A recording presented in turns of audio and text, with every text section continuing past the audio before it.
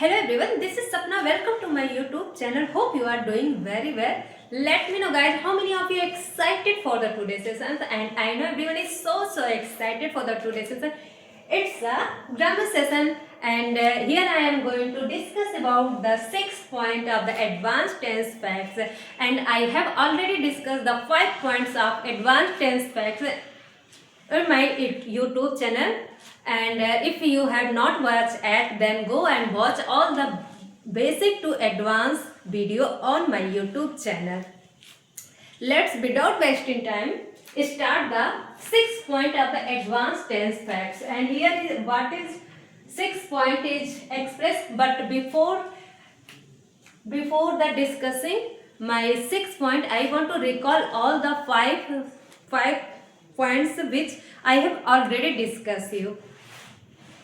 तो हमारा पाँच तक था, पहला, दूसरा, तीसरा, चौथा, पांचवा एडवांस फैक्ट्स, वो क्या था? जो मेरा फर्स्ट था वो क्या था? जब हमारा कोई ट्रूथ होगा या प्रोवर्ब होगा या कोई अनयूजुअल थिंग्स होगी लेकिन बार बार वो होती है, तो ऐसे हम सेंटेंस को हम सिंपल प्रेजेंट में या प्रेजेंट इंडेफिनिट में हम कर देंगे, उस सेंटेंस को हम यूज कर देंगे सिंपल प्रेजेंट के साथ। दूसरा था हमारा हैबिचुअल एक्शन, या फ्यूचर में कोई एकदम से मतलब नियर फ्यूचर कोई आपकी एक्टिविटी हो रही है, कोई एक्शन हो जा रही है, तो हम उसे प्रेजेंट कंटिन्यूअस में बोल देंगे।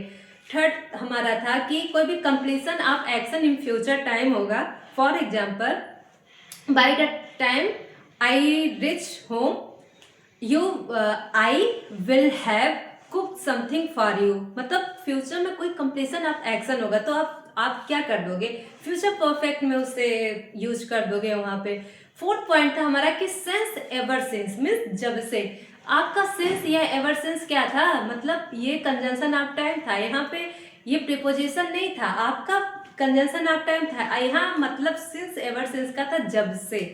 तो सिंस एवर सिंस जब भी आता है तो अपने साथ परफेक्ट या तो परफेक्ट कंटिन्यूअस, साथ में सिंपल पास्ट का यूज होता है। आप प्रेजेंट परफेक्ट कंटिन्यूअस प्लस आपका रहेगा सिंस या ever since. After that you have to apply the simple past. Simple past बोले तो सब्जेक्ट एंड वर्ब की second form.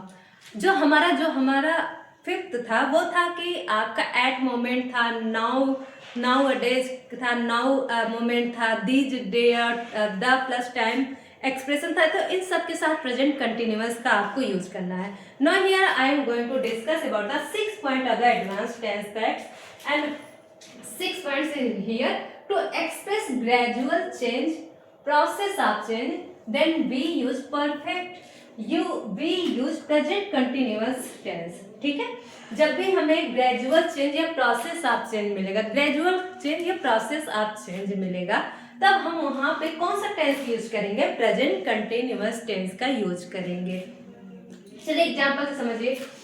India is getting stronger and stronger by the day, मतलब भारत जो है वो होता चला जा रहा है। क्या? मजबूत होता चला जा रहा है। जब भी ग्रेजुअल मतलब लगातार, gradually change, process of change मतलब प्रोसेस है चेंज में ग्रेजुअल चेंज हो रहा है, तब भी हम वहां पे हम अपना जो टेंस रखेंगे ना, वो कौन सा रखेंगे? प्रेजेंट कंटिन्यूअस टेंस ही रखेंगे। India is getting, you are getting stronger and stronger by the day in your English subject, ऐसे भी आप बोल सकते हैं। मतलब ग्रेजुअली चेंज हो रहा है, प्रोसेस ऑफ चेंज हो रहा है, तो आप वहां पे कौन सा टेंस यूज कीजिएगा? आप वहां पे प्रेजेंट कंटिन्यूअस टेंस यूज कीजिएगा। देखिए, एडवांस टेंस में आप तभी चीजों को कनेक्ट कर पाइएगा जब आपको बेसिक का नॉलेज पूरी तरीके से डीप होगा। और किसी भी टेंस का आपको डीप नॉलेज के लिए आपको अपना बेसिक टू एडवांस सब कुछ निचोड़ के रखना होगा। और लेकिन सबसे पहले आपको बेसिक, तो अगर आपने बेसिक वीडियो नहीं टेंस की देखी है तो जाइए मेरे यूट्यूब चैनल पे सारे वीडियो वॉच कर लीजिए बेसिक से, फिर आप एडवांस की सारी चीज़ों को आप रिलेट कर पाइएगा, समझ पाइएगा। ठीक है, तो एग्जाम्पल समझते हैं। ग्रेजुअल चेंज मीन्स लगातार चेंज, प्रोसेस ऑफ चेंज है ग्रेजुअली चेंज। ग्रेजुअल मीन्स क्या होता है? लगातार, धीरे धीरे, है ना। ग्रेजुअल जल्दी लगातार, ग्रेजुअल चेंज हो रहा है। और प्रोसेस मतलब प्रोसेस ही भी हो रहा है, खत्म हो रहा होने का प्रोसेस में, और ग्रेजुअल चेंज, तो वहां पे हम जो टेंस यूज करेंगे प्रेजेंट कंटिन्यूअस टेंस का यूज करेंगे। एग्जाम्पल, इंडिया इज गेटिंग, आप कोई सा भी एग्जाम्पल अपने आप से बना सकते हैं, लेकिन यहाँ पे जो एग्जाम्पल है देखिए, India is getting stronger and stronger bye the day. आप ऐसे भी बोल सकते हैं, I am getting stronger and stronger bye the day in English subject. मैं अपने इंग्लिश सब्जेक्ट में बहुत मजबूत होता चला आ रहा हूँ, ठीक है। और आपका 7th पॉइंट क्या है, in case of frequency of time या number of case, number of action, मतलब कोई भी केस में अगर फ्रीक्वेंसी आपको देखा या नंबर ऑफ एक्शन देखा जाए तो उसको भी हम कभी भी इन चीजों को हमें दो टेंस में हमें इसे यूज करना होगा। मैं चलिए बताती हूँ कैसे। फिर से देखिए 7th पॉइंट क्या है। आई होप कि आपको 6 पॉइंट बिल्कुल भी समझ आ गया हो, कोई डाउट या क्वेरी ना रह गया हो। अगर कोई भी क्वेरी या डाउट आपको मिले 6 पॉइंट से या किसी भी पॉइंट से जो हम एडवांस टेंस फैक्ट्स में यहाँ डिस्कस कर रहे हैं, तो प्लीज अपने क्वेरी या अपने डाउट को आप मेंशन कर सकते हैं कमेंट बॉक्स में। I will definitely watch out and solve all problems. Okay, जो 7th हमारा जो एक्सप्रेस कर रहा है वो है in case of frequency of time या नंबर ऑफ एक्शन। फ्रीक्वेंसी क्या होती है? फ्रीक्वेंसी होती है बार बार, नंबर ऑफ एक्शन मतलब बार बार होने। फ्रीक्वेंसी हमने फिजिक्स में पढ़ा ना, किसी भी चीज़ की फ्रीक्वेंसी क्या होती है, बार बार चीज़ें वो होती रहती है, आवृत्ति होती रहती है, या नंबर ऑफ एक्शन बार बार होता है। तो उससे भी हम 2 टेंस में यूज करेंगे, या तो परफेक्ट में या तो सिंपल प्रेजेंट या सिंपल पास्ट में।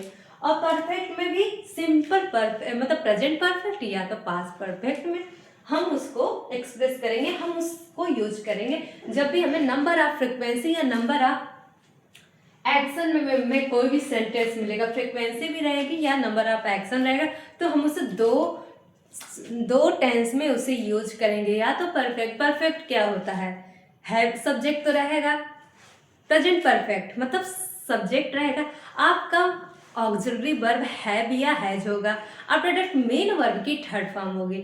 ये आपका प्रेजेंट परफेक्ट था। आपका पास्ट परफेक्ट में क्या था, सब्जेक्ट रहेगा और फिर हैड हो जाएगा और आपका वर्ब का थर्ड फॉर्म हो जाएगा, ठीक है। ऐसे ही सिंपल प्रेजेंट क्या था, मतलब सब्जेक्ट तो होगा ही, सब्जेक्ट जैसा सब्जेक्ट वैसा वर्ब, सिंगुलर सब्जेक्ट है तो सिंगुलर वर्ब। सिंगुलर वर्ब के लिए आपको अपने मेन वर्ब में यस जोड़ के आपको सिंगुलर वर्ब कर देना पड़ेगा। और सिंपल पास्ट क्या था, सब्जेक्ट था और वर्ब का सेकेंड फॉर्म था।